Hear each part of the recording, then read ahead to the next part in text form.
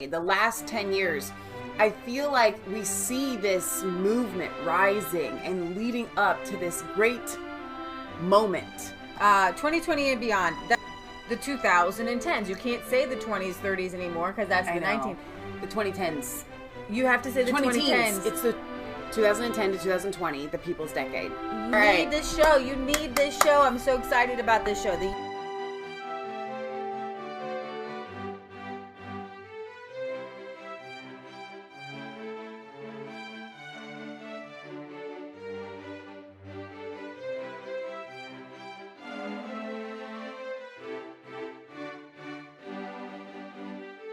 So our intro wasn't working just now. Welcome back. We're Resistance Chicks. It's Sunday. Yeah. It's our world news. I am so excited about this episode. Today is the 29th of December. We are almost to 2020. We're literally days away from a whole new decade. Thank you. I got this for Christmas. A whole new decade. A whole new fresh start.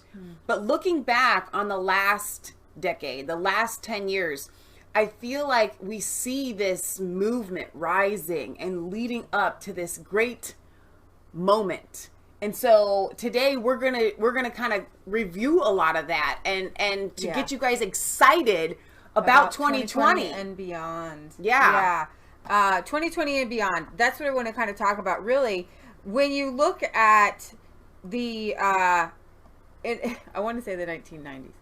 When you look at the 2010s. Okay, that was a decade that we weren't really, for me, it didn't feel like a decade. Because when you talk about the 20s, 30s, 40s, 50s, 60s, 70s, 80s, 90s, 2000s. But then there's this, the decade that we're just finishing right now, the 2010s. You can't say the 20s, 30s anymore because that's the 19th. The 2010s. You have to say the 2010s. It was the 20-teens. The 20-teens, the 2010s. So I put it like this in the title just so that it would make more sense. Yeah.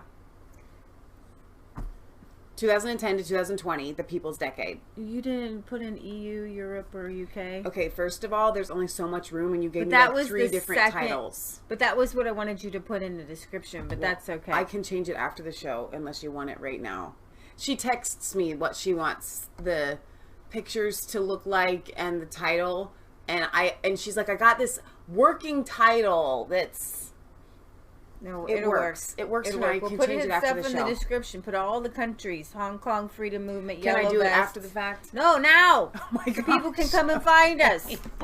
People need us. They need this show. You need this show. I'm so excited about this show. The Yellow Vests. BREXIT.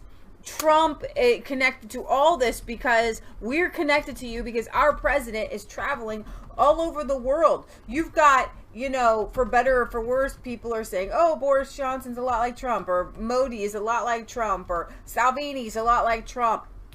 What it means is these leaders are embodying the great American principles that are universal. Okay? Guys, this decade, we saw a shift. Now, you have some crazy lefties on over here, okay? And they're going to come along. So I want you to feel bad for them as we move on to winning. Okay? Really, really winning. I want you to be gentle with your lefty friends because their liberal tears, once they dry up, they'll be so happy. Okay, they'll be happy in this movement. They're going to need some Visine. And something to help with their it didn't just start with eyes. And I want Michelle, when she's done with a few of these tags there, to bring up one of Nigel's most epic speeches, whichever one, bring up the wet, damp rag or whatever. Who are you? And what was going on over in Europe, we didn't know anything about. But it was a movement that was happening here. Because it's a movement led by the Holy Spirit. And you can see this woven thread. And then you can see the countries that need a little bit more Holy Spirit. Sweden! Shake it on! You need a little bit more Holy Spirit. Germany! We need to cast the devil out of you, baby. Oh my You need some more Jesus. Less Sinterklaas, more Jesus Christ. Okay? All right? But then you have places like Poland and Hungary and Italy, and even in India, they have a populism that is rising. And you know what? I was listening to Ravi Zacharias. He is a evangelist from India. The Christianity movement. Now, some of it you could talk. I don't want to go into the different parts where they're not doing Christianity right here. They're not doing Christianity right here, because in every, you know how you do it right, just Jesus. In every, I want to do. We're doing generalizations here, okay? Because I've seen some videos about in Indian churches where they've go a little too far with the charismatic movement. Yeah. You know what I'm saying? A little bit, Kundalini there. But anyways, they like the Pentecostalism. It goes well with the yoga. It really does. Like, seriously, if you've never been to a Pentecostal church, you are really missing out on something. But there's a huge movement of Christianity that just started in like the 80s and 90s and then 2000s, and I really believe that there's kind of a switch, because remember, you still have the caste system in India. It's still kind of, but not talked about. It's not as bad as it was. But Christianity giving everybody these individual rights, realizing that you're created in the image of God. Not, that movement is led in my belief by the praying Christians in India, because when they get saved, they get saved. Like, they've been looking for God. Like, some of the most spiritual people you will ever meet. People in India. No, that's really true, because the reason why India has so many gods is because they are seeking the one true God. And then when they find him, there are and they're way more open, these, like, kind of Buddhist priests and different that actually find Jesus. And they're like this, and the person that's witnessing to them will say, "You have found I have the one true God." And once they find that, something locks in them, like, this is what I have been seeking, and they don't let it go. And once they find Jesus, it's so easy. Because in India there are so many gods, they don't have a specific. There's like thousands of gods. They don't have a specific mentality and culture that you have to follow. Yeah. You can follow wherever the spirit leads you. Right. You don't have that in a Muslim culture, because if you leave their religion, you die.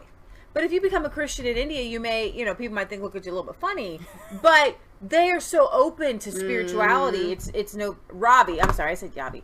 Ravi Zacharias. I just want to bring up his ministry here, because I listened to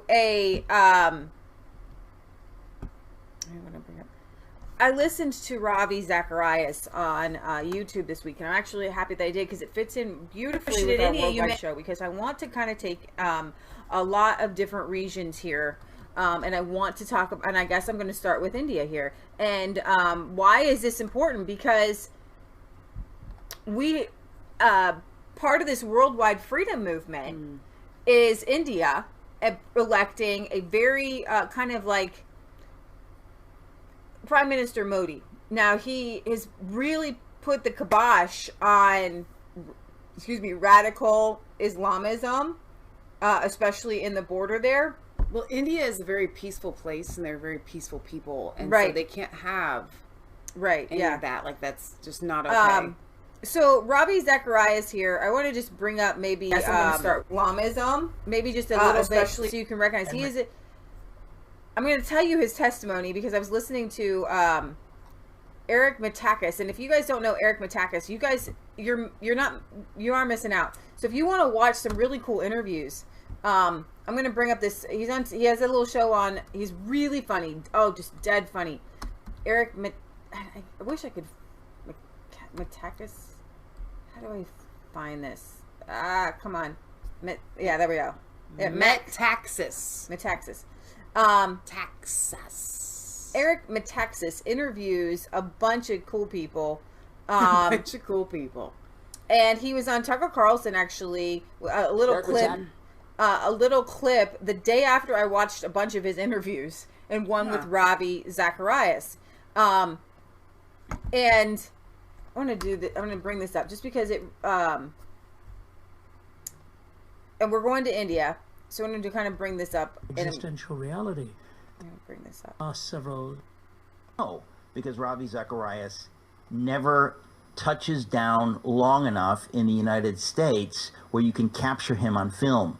Until today, somehow, I'm not sure, we got him into the studio in New York City. Ravi Zacharias, welcome. Thank you, sir. What an honor to be with you, Eric. I feel this is like really spotting the white buffalo or something, some rare beast that is never seen, fabled beast. And to have you with me in the studio, we've tried such a long time. Now, I know, Ravi, there's so many people that they know you, but there are many people listening right now who are saying, who's this guy? And I thought that's precisely why I do the program, because I have the great joy and honor of introducing folks like you to new people. So I think of you as an apologist for the Christian faith, principally, as an author of innumerable books. You really do travel around the world incessantly. I mean, you really have an international life. I mean, I'm not exaggerating. But there are many people who don't know your story, and I don't know that I've ever heard you tell your story. So I thought before we talk about what you've got happening now, I wanted to introduce my audience to you, to Ravi the man, and to tell your story. So tell us where you grew up, how it was you came to faith, and how it was you came to be what we call an apologist for the Christian faith. And I'm going to tell you his story. So he grew up in India, and at the time when he was growing up, education was everything, and school was everything. And at age of 17, he commits suicide. He attempts to commit suicide. He came back from the dead. He attempts to commit suicide, but he was not the only one to do so. Other kids in his grade and class, happening like a lot over there. They actually were successful, and because there's so much pressure school wise. Well, while he was in the hospital, a Christian missionary came into his room and asked if he could leave this or read some scriptures. Okay. Well, his mom said no, but he marked some scriptures and she read them to him, and later on he came back. Long story short, he comes to know Jesus, and then he was gonna go study to be some hotel manager, and he ends up in Bible college, and he ends up at this Bible college with a lot of great early evangelists from the 70s and 80s, and he starts this giant ministry. It's international ministry. It's thousands of apologists and people who answer questions. He's an apologist is somebody who explains Christianity, and there is something to explaining Christianity to people. That's what Paul did a lot of times, especially on the Mount there, where he's talking to the Greeks who have many gods, to sit down and explain the one true God to you. Yeah. And a lot of people who are following some sort of God, when you explain our God, it meshes with their spirit. And a lot of times people just need to be shown, okay, this is Jesus throughout the Bible. And he comes to know Jesus, and at the time there were no pastors in India, and now there are pastors all over India, and there's an explosion. It's amazing of Christianity. And I'm not saying he's the only one.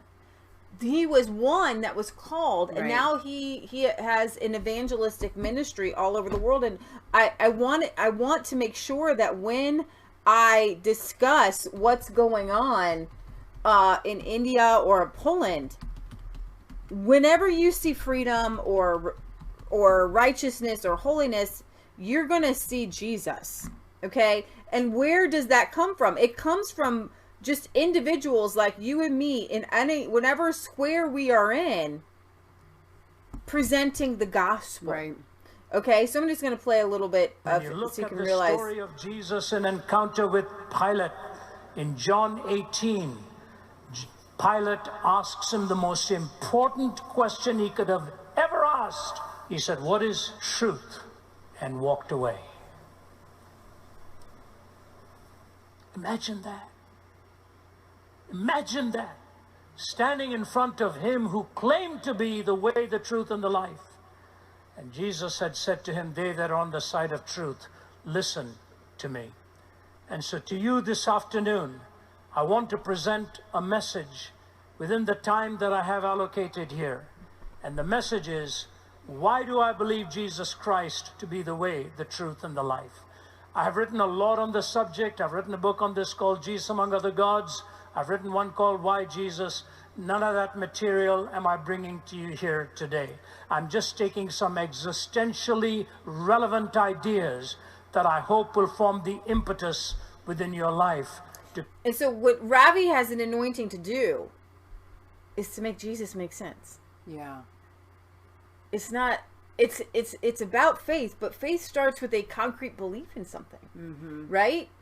And so I want you to take this and put this, because we don't have time to sit here and listen to 37 minutes in the description. But I want to hop all over here. So now that you know why I believe, one of the reasons why I believe India has transformed. This is Ravi's website. He's got speakers, events, he's got videos, and this is a legit Christian site that you can go to. Sometimes you're not quite sure. So I'm starting in India. This year we saw the rise and the re-election of Modi here. No, I don't want you to play. No, you can stop. No, you can. Okay. You can stop. I'm just gonna have to mute you if you play again, Mr. Ad. All right. So this is from Newsweek. Newsweek is obviously not right-leaning anymore. If it was a little bit in the 90s. No. But what's very interesting in this article is it talks about India's Prime Minister Modi, the nationalist populist movement is what I'm going to call it there. This was written, oh gosh, I think I have an alarm going off. Upstairs? Can you hear it? Where's your phone? Is it somewhere far away? I think it stopped. How many reasons that Trump is like Modi, and that's what you see, that when people want to smear a leader, they say, ways this leader's like Trump. But when you see it, the way we translate it, right, is the way that particular nation is going in the way of the populist nationalist movement. Yeah. Okay. So Modi has been referred to as India's Trump, which may be misleading because it was Modi who came first, winning in 2014 an Indian general election on a populist strongman platform that sought to redefine his nation as a society that prioritizes the majority Hindus above all others. That's what they're saying. Basically making a distinction between his radical Islamic neighbors. I'm not saying that any of these leaders by far are perfect at all, but what we're seeing is a rise. We have an Indian of course we have an Indian politician dressed up as Hitler. Okay. And that's something that we've seen in the 2010s, right? You're going to see the 20-teens. The 2010s, the 20-teens. You're going to see there are billions of people in this world. So you're going to have some fringe crazies. And then what the left does is take a few fringe crazies and say, this defines your movement. Your Absolutely. ideas are now all moot. But we can't do that to them. They won't allow it. Oh, exactly. That's not me. That's just like a couple of weirdos. Exactly. This whole idea of cancel culture, where if your cousin fifth removed once wore blackface, suddenly you're a racist. Yeah. Okay? And it's guilt, not a guilt by association. And then Alex Jones being banned because, we don't really know why. They didn't actually give a reason why he was banned. We know why he was banned. Alex Jones was banned because he's a truth teller, and he was really red-pilling the masses all over the whole entire globe. He was bringing to you guys all of this worldwide stuff that we're bringing to you because Alex sees the big picture. And I have to think, we're called the Resistance Chicks because Alex Jones' show says, you are the resistance. It was Alex Jones that started us to really get and start our own show. So I really always, if Resistance Chicks is wrapping up 2019, I always point to Alex Jones as a leader, as a he's the guy with the machetes cutting the way, cutting away the jungle rush so the rest of us can go and look for all the treasures and the truth out there.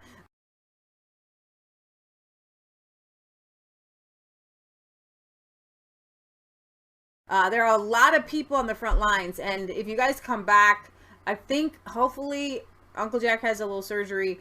I would like to do a New Year's Eve show where I give you 7 principles, and maybe I'll drop some into New Year's Day. We'll see. Where I give you 7 principles on how we keep the momentum moving, how we can continue to win this culture war, because in a battle like with the Revolutionary War, there's a moment where you might be losing battles, but you're winning the war. So there's a lot of battles that have been lost. Alex Jones being kicked off of the internet, Roger Stone being convicted, General Flynn is still out there with a trial, Trump being, maligned by the media, being impeached. There's a lot of different battles that we can look at. Brexit having to go through the how many times, 4th time removed to get things done. Several elections. There's a lot of battles but there's a winning and there's a moment. And I want to tell you guys that I'm going to, number 7 is whatever you do, don't give up. Yeah. Okay. So maybe I'll just drop some of them in here as we're talking, whatever. And then poor mom, she won't be able to slice it together as one beautiful, neat thing. Whatever you do, don't give up. The Bible says, be weary not in well-doing, for in due season you will reap if you don't give up. What if Nigel had given up? Oh my gosh. What if Nigel looked at the writing on the wall and said, the media is too big. Right. The left is too loud. Exactly. But you know what he did that was different? I think this is number 4 or 5. He cared for and he cared about his neighbor. He has compassion on people. Do you think that Nigel Farage woke up one day and said, you know what? I don't like the EU. I want to leave. Nigel Farage wanted to leave the EU because before they even entered the EU. But he wanted life to be better for his neighbors. And he could see that people were hurting. And he could see that the EU was causing pain to businesses, to everyday people. He could see that the media was running, ramshod over the people and taking control. And so he began to take back the narrative. He began with little quips of truth with humor. Okay, Michelle has that video. Maybe we'll go to that. Oh yeah, I forgot. What video was I? Just one of his viral videos. Sure. As a memory of the 2010s of, the damp rag one would probably be best.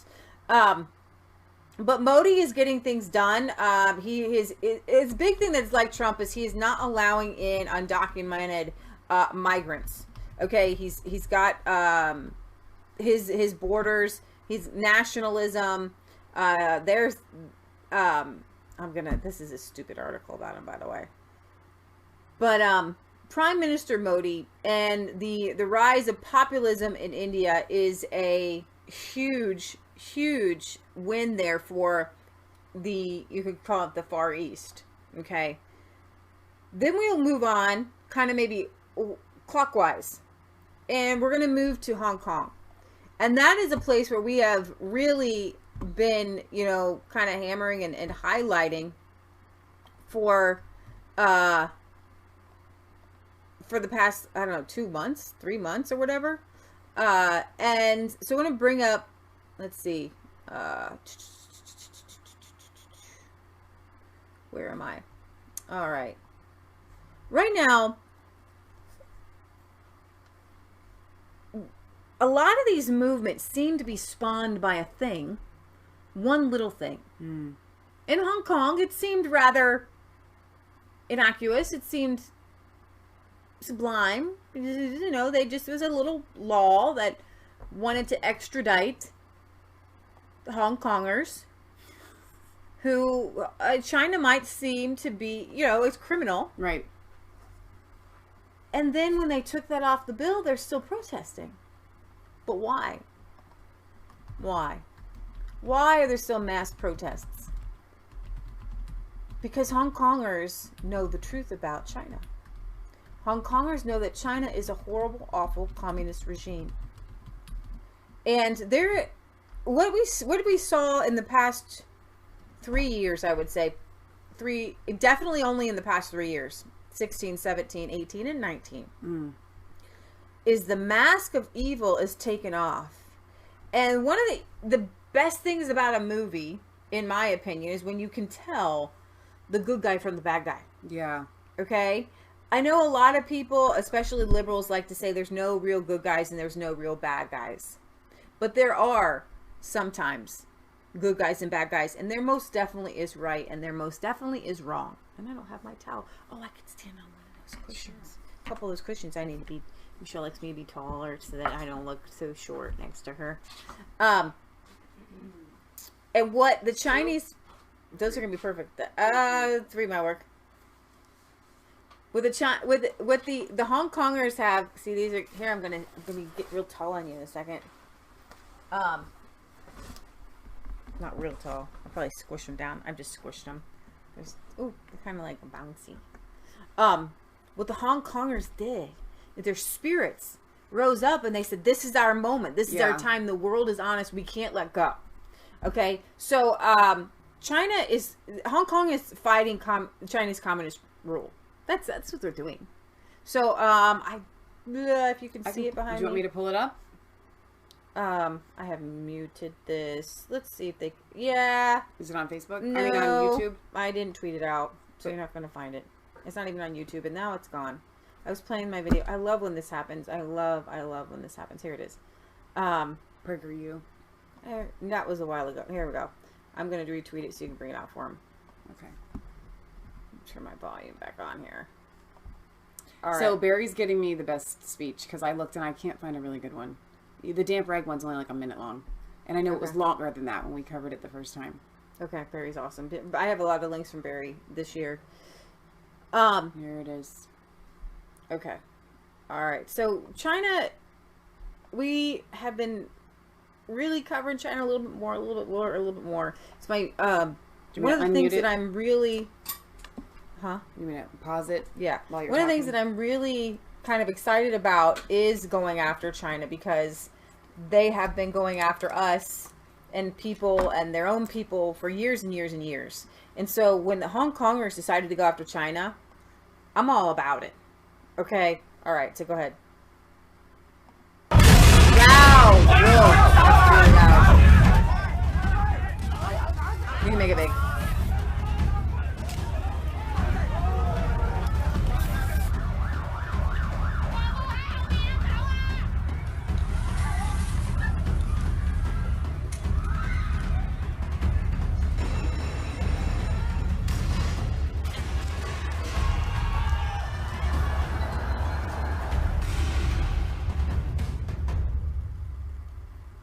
What they're doing to Hong Kong should alert and scare all of us. No, that's right? good. So Hong Kong is really an independent enclave, an independent super city state, if you will. And they have the British common law. They have a freer economy than the United States, one of the freest economies in the world. They have rule of law, political parties. They have proportional representation and elected Nothing government. like China. Totally different. They are a part of the British Empire forever, and that you see that influence. They are the West. They're the West and the East, if you will. Right. The Brits were there for something like 100 years. Right. Until when was it? 1997. 1997 was, I believe, 97 was when the Brits handed it back over. There was an agreement called the Basic Law, and it says that the Hong Kongers consider themselves Hong Kongers. They don't consider themselves Chinese. Right. And the Hong Kongers have the right of autonomous rule for at least 50 years. After that 50 years, it's very murky, and I think a lot of this angst is coming from that. But they get to retain their judiciary, their independent judiciary, and so forth. The other interesting thing, I just got to point this out, is they're so committed to the common law and to rights that they have rotating judges from other Commonwealth nations. So on their Supreme Court, there was always at least 1 or 2 designated spots for somebody from Great Britain or Australia, New Zealand, Canada. I didn't know that. Yes, because they want to keep tied into the common law system. They're that committed to it. And the business community is very focused on that, because it's, of course, brought a lot of prosperity, a lot of predictability in the markets, and personal freedom and liberty. But what's happening is the Chinese wanted to have an extradition agreement where they could come in and take Hong Kongers to mainland China for trial.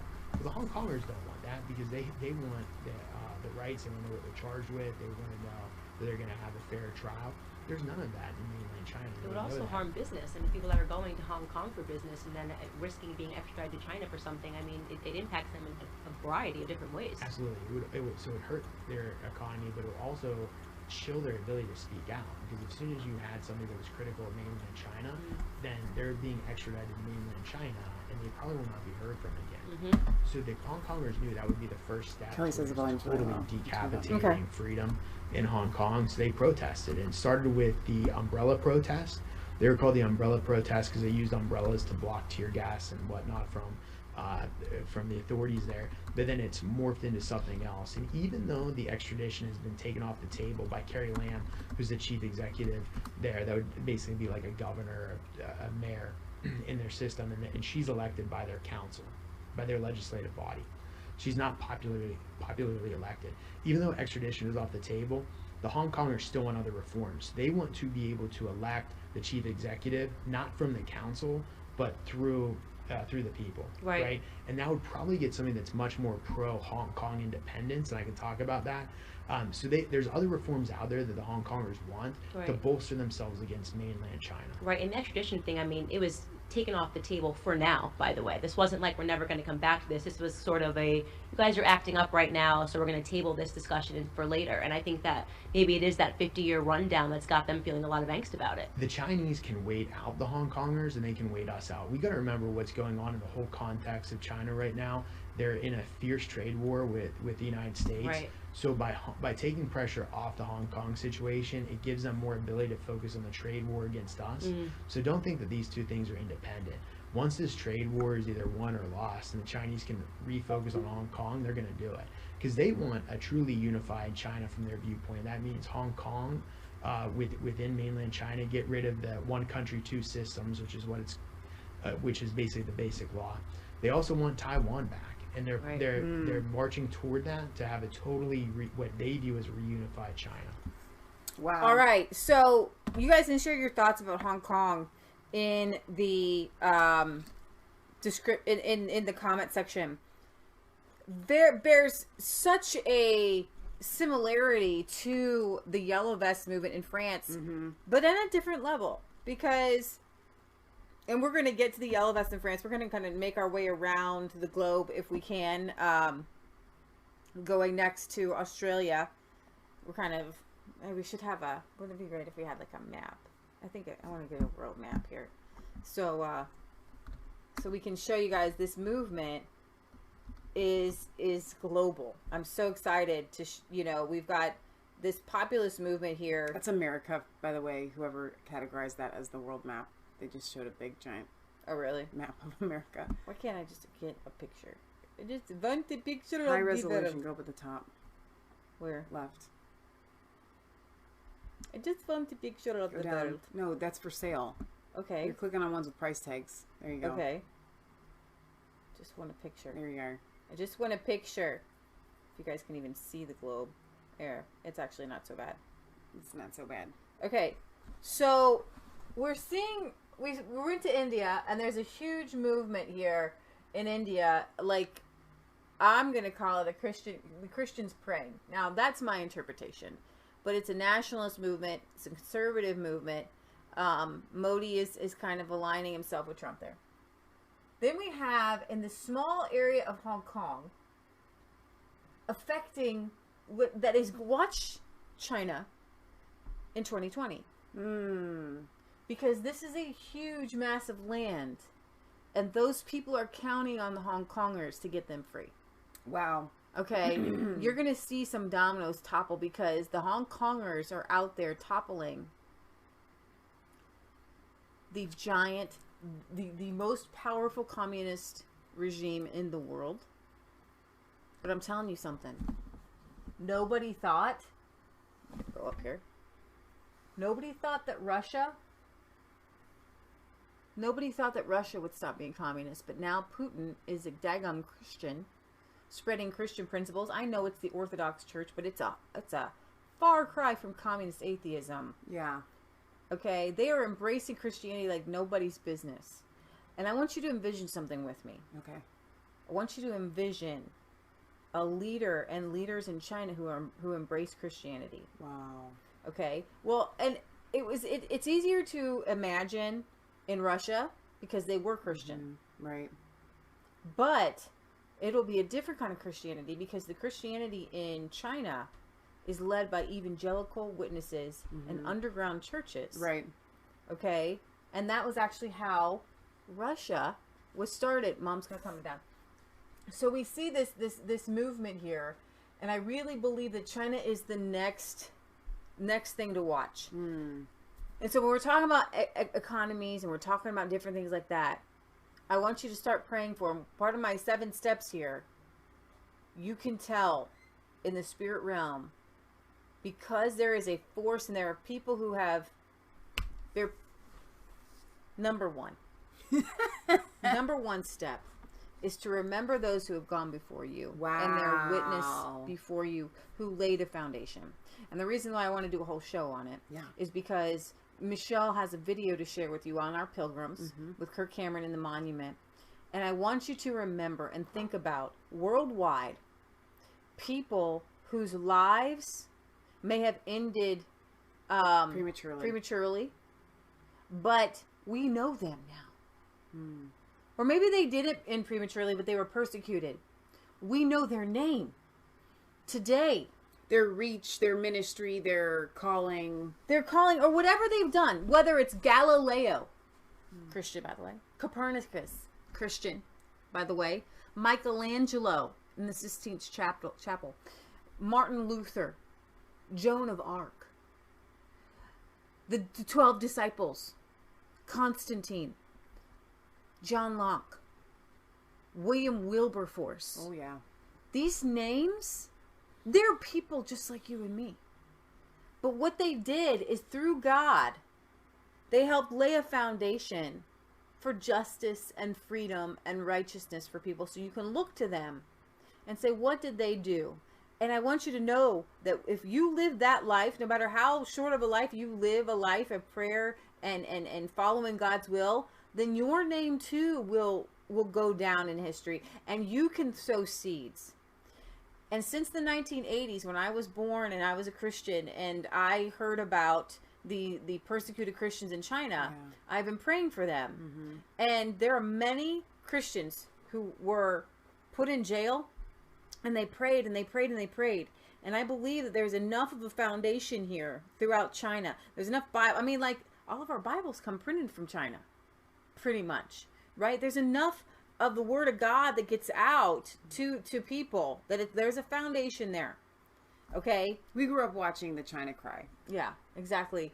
And number 6, and it's kind of a spoiler. I want to go in order, so you're lucky. I'm just kidding. No. Number 6 is this. The Lord spoke to me. Peace, be still. Now, when Jesus was on the boat with the disciples, okay, so if you can have God with you, we had this movement with BREXIT, I believe, is led totally by God.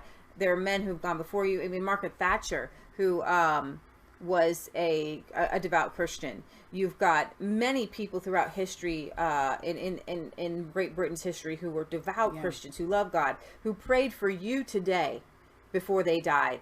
John Wesley, people like that. And so you can have Jesus, and like you can have the Holy Spirit, you can have God, but you can still have a storm. And the storm is the EU. Okay? The storm is China's communist government. The storm is the media. The storm is Angela Merkel. The storm is the Democrats here. The storm is, the leftist people in Canada, who are trying to put people into, I don't know if they're jailing people, but that SSM whatever 103 wants to jail people or punish people for misgendering people. It's unreal. Yeah, so you've got these storms.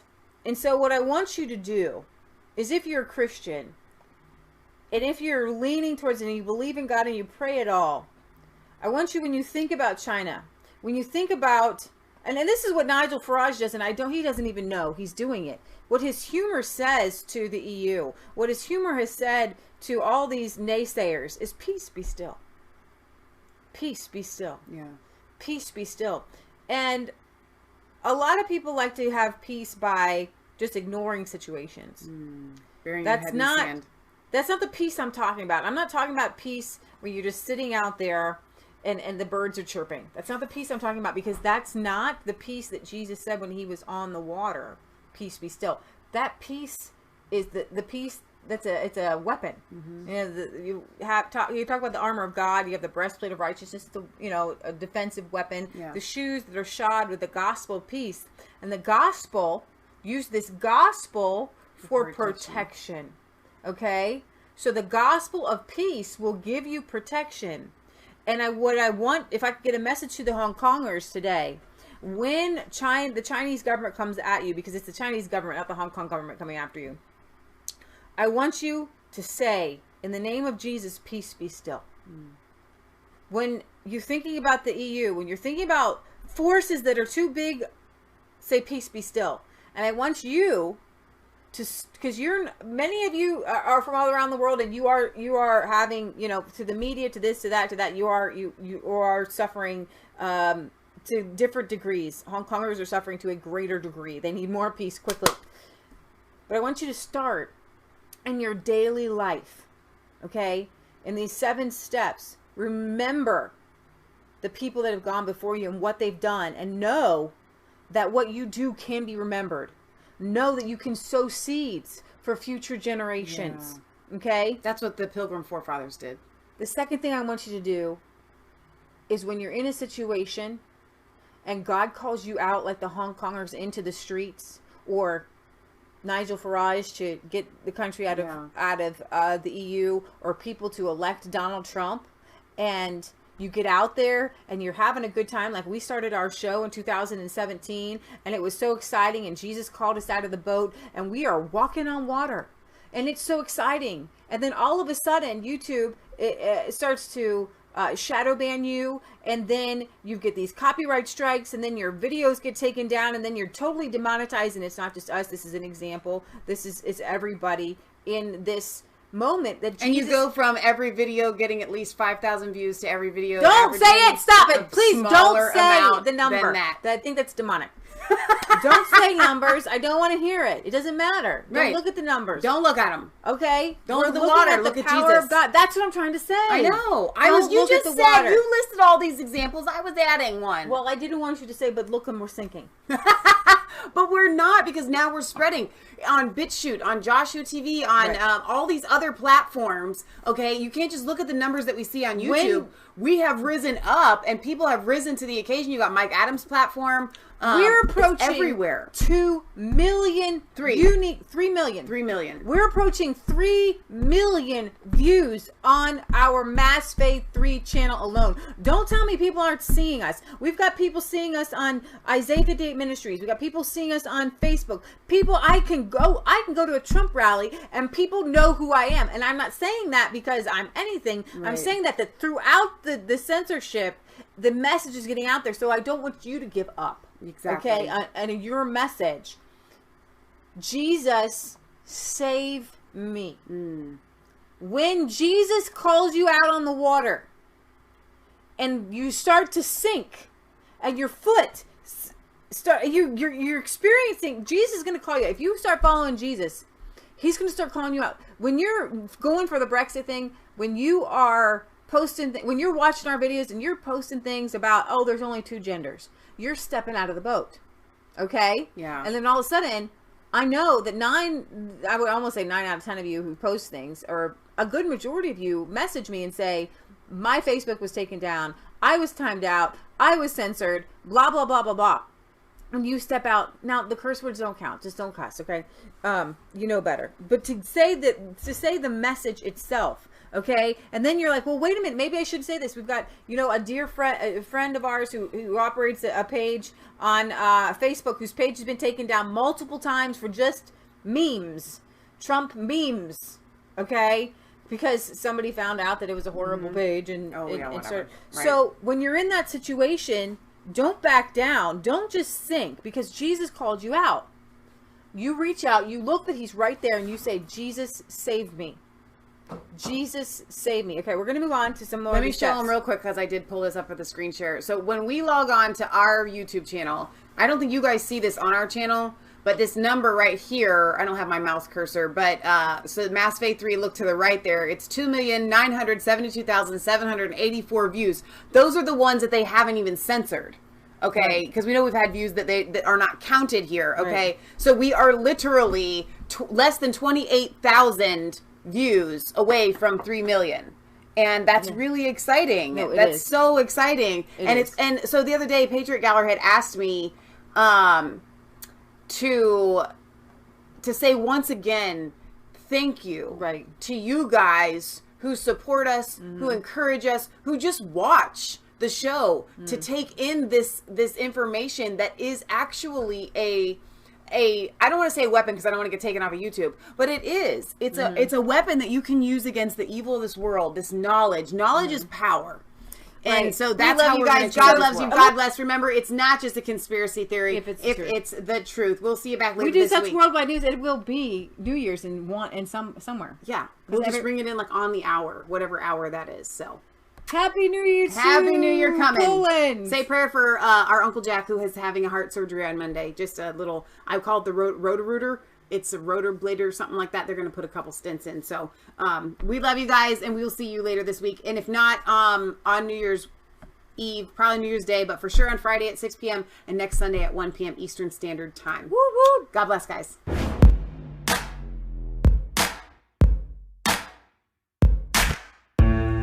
Was called